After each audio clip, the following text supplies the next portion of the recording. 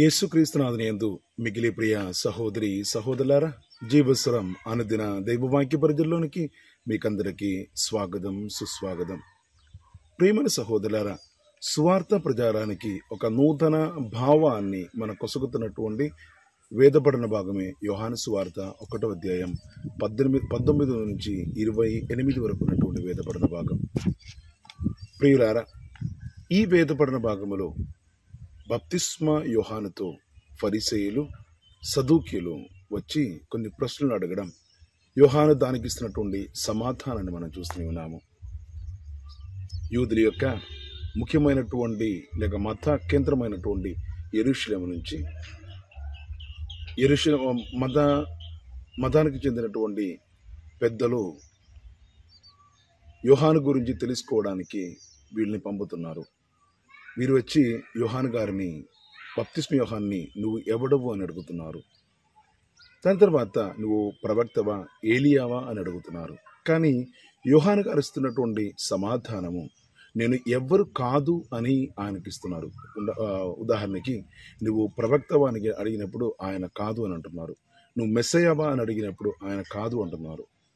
ప్రియులారా, ఈ ప్రశ్న అడగడానికి 2 కారణాలు ఉన్నాయి. ఒకటి, ఏలియావా అని అడగడానికి ఉన్నటువంటి కారణం యోహాను గారి యొక్క వస్త్ర రీతి ఏలియా ప్రవక్తని గుర్తించే విధంగా ఉండే.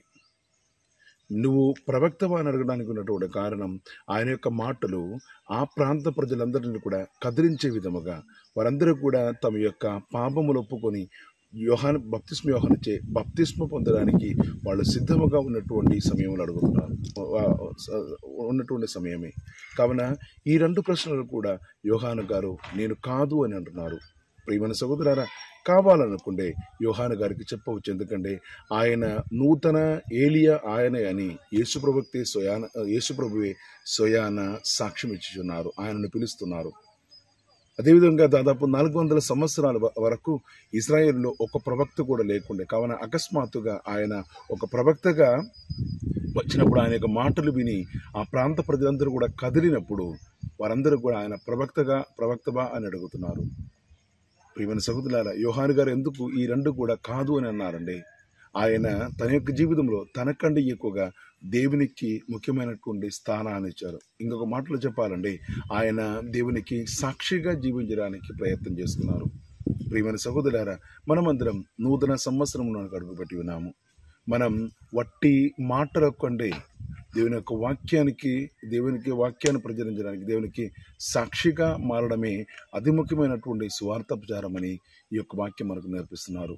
ప్రియులారా, ఈ నూతన సంవత్సరంలో యేసు ప్రభువునకు సాక్షులుగా అనగా మన యొక్క జీవితం ద్వారా ఇతరులు యేసు ప్రభువుని మనలో గుర్తించే విధముగా మనం మారితే తప్ప, మనం వాక్య ప్రచారం మాత్రం చేసుకుంటే అది సువార్త ప్రచారం కాదు అని యోహాను గారు మనకు నేర్పిస్తున్నారు. ప్రియమైన సహోదరులారా, ఈ నూతన సంవత్సరంలో యేసు ప్రభువునకు సాక్షులుగా మారడానికి, ఇతరులు మన యొక్క జీవితం ద్వారా యేసు ప్రభువుని గుర్తించే విధముగా మన జీవితాన్ని మార్చడానికి మనం ప్రయత్నం చేసుకుందాం. దేవుడు మనందరినీ ధారాళముగా దీవించునుగాక, ఇప్పుడును ఎప్పుడును ఎల్లప్పుడును. ఆమేన్.